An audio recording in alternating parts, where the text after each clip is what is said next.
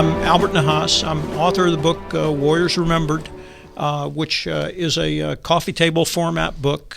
It's got 100 stories and 285 photographs of Vietnam veteran memorials from all 50 states.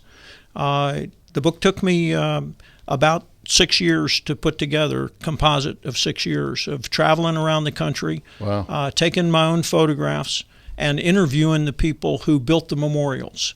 And it's really the interviews that are the meat of the book. Sure. The photographs may draw people in, but the stories are what are really compelling about the book.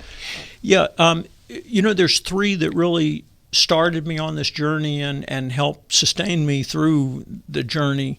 And so they have a special place for me, even though I would not say they're the best memorials or anything like that.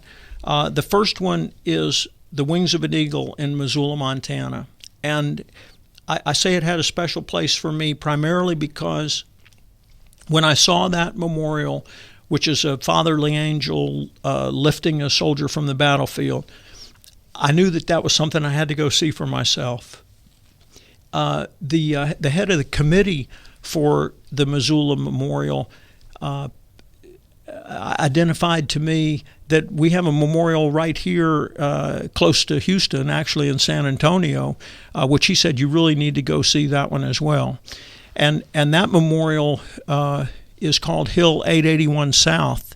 It's unique because it identifies a specific battle, and not many Vietnam veteran memorials do that.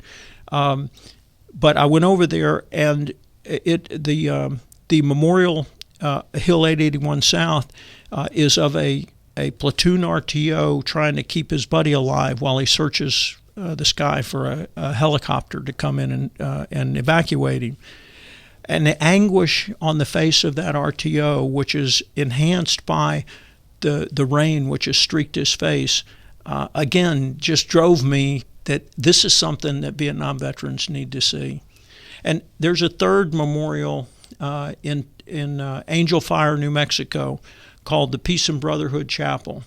And that memorial I knew I had to go see because for over a decade, it was dedicated in May of 1971 while the war was still going on. And there's a whole story behind it about the family that took their son's insurance money to build that Peace and Brotherhood Chapel. But for over a decade, that memorial became kind of the de facto national memorial for Vietnam veterans. Motorcycle groups would have rallies there on Memorial Day and would help with its upkeep. And it was just one that, like I said, from 1971 until November of 1982, when the wall was dedicated in Washington, that was the memorial that Vietnam veterans looked at as their national monument, if you will. So those three really drove me to see them and then to go and see others and to want to convey that story to Vietnam veterans.